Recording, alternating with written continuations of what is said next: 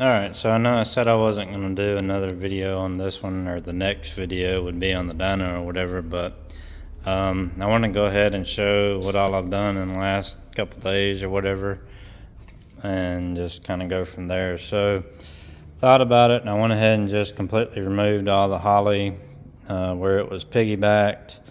I had wired everything where it had just plugs on each side, so everything plugged in and then like stock. So I just unplugged everything and plugged the stock stuff back in on it, and then that allowed me to kind of move my fuel system and stuff. So I was able to move the regulator and stuff under here and the filter and all that, and it did really clean it up, I will admit. But it is still pretty busy under the hood on these cars. So I got the new compressor in, I got new O-rings, all that good stuff. Replaced the expansion valve, which is great because they put it way up under there, all the way in the back, and then they recess it into a hole, and then the way they put the O-rings on there, they slip over the pipe and go on. So I did have all the cowling and everything off, so it was a little bit easier, but still, you see how far back in there it is, and then being recessed into a hole, so it's even that much more difficult to get to. It was definitely designed by Australians.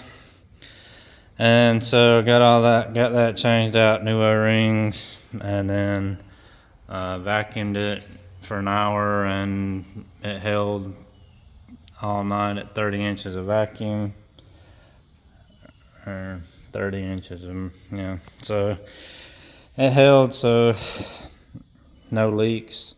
And here's the boost controller. So that's what we're going to do, is I'm just going to run that.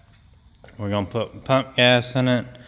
We're going to get it dialed in as it is, which I think the wastegate springs are, I don't remember what I put in there. I think it's 14 pounds. There's 13 to 15 pounds is what's in the wastegate. So we'll get it tuned on that, see where we're at with it. Like I've said in the other ones, my trucks with the 6 liters and single turbos on 12 pounds and pump gas are usually 675. So I'm hoping, this one will be around that or maybe a little bit higher. Like I say, it's a 6.2. It's got a Broski custom ground turbo cam in it and twin 6262s. I did go back and look it up, and these turbos are rated for 1100 wheel horsepower. I just remembered the 1100 part. I didn't know if it even said, if that was flywheel or wheel horsepower, but according to the website, that is wheel horsepower, and that is based on a 6.2 liter, because this is the AGP twin turbo Camaro kit. And I just rerouted the cold side piping. Their intercooler was nowhere near fitting this platform, so this is an RPS 1000 horsepower intercooler, and then this is a slot style MAF. I think it's a Hitachi or something.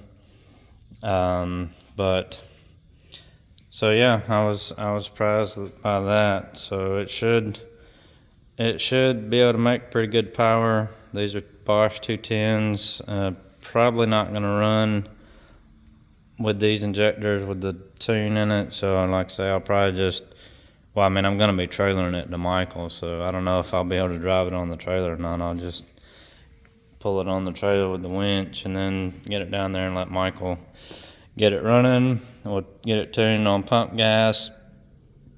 It has TR6 plugs in it, because that's normally, what he likes to run on, lower horsepower pump gas stuff. So like I say, I want to get it dialed in on the pump gas with these plugs on that wastegate spring, and then he can work on the E85 stuff. I've ordered a set of BR7EFs, and I'll swap the plugs out, we'll drain the fuel, and then we'll put I got 10 gallons of ethanol yesterday from the local, or the closest only E85 station around here. So I'll be putting that in there, and then we'll tune it on the E85. You know, he'll go through, I guess, tune it on the E85 with the BR70Fs, and then with those wastegate springs. And then once we get that dialed in and close, then we'll start giving it some boost control and reducing the signal to the wastegates and see how far we can go with it. Like I say, everything's here to support what the turbos will make. You know, it's a built engine.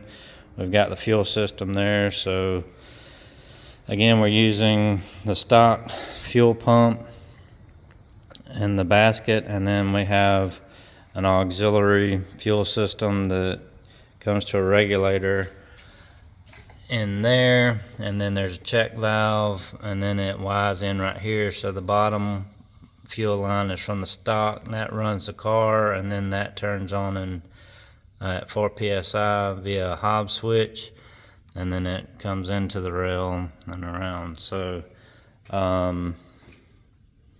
it's a 4303 Magna fuel, and like I said, it's set up like the DSX fuel system, except I didn't like the way how they teed into the stock fuel line in the back by the saddle tank. I didn't like the way they did that, so I have drilled into the bottom of the tank, run a -12 to a 4303, and then a -8 up to the regulator through the check valve, so it has its own fuel line. And then the stock system, again, we just attach it in back here with the 3/8 to a -6 adapter, and then wind it together here. So and this is a -8 to a -6 fitting. They actually make one of those, so I was able to use a -8Y here. So I've got my ABS sensors were screwed up, and I was getting all the Christmas lights on the dash, so those just came in today along with my Hobbs switch. So now that I got the AC charged or vacuumed and ready to charge, that's good to go. I'll get the ABS sensors on, and then get the Hobbs switch wired in, and see when Michael's ready for me to bring this thing out to him. And then hopefully the next video we'll have this thing on the dyno and hopefully see some good numbers out of this thing. So but overall, I'm happy with, you know, again, how everything cleaned up. A lot of stuff was the little white dots and stuff were from when I tried to clean these headlights. So I tried to wipe that up and clean that off and just kind of, you know, tidy up everything. And I think a lot of it, aesthetics, was that fuel filter being out here. It was pretty ugly, so with it being, you know, down in here, really kind of cleans this up. And the extra wiring from the Holly, you know, no longer being there, it did clean it up a good bit. But like I say, these cars are very busy under the hood as is, so you know, this is about as much as stuff as I'll be able to remove. And then this is my wire trigger for the fuel pump that'll go to the Hobbs switch, and then I need to wire this to keyed power. That's for the scavenge pump down there that pulls the oil out of the turbo, and then it actually dumps it in right here. It turns it into the top of the valve cover. You drill and tap that. So so that's that. Like I say, I'll finish up what I got to do today, and then check with Michael, see when he's available for me to bring it down there, and see what this thing will make.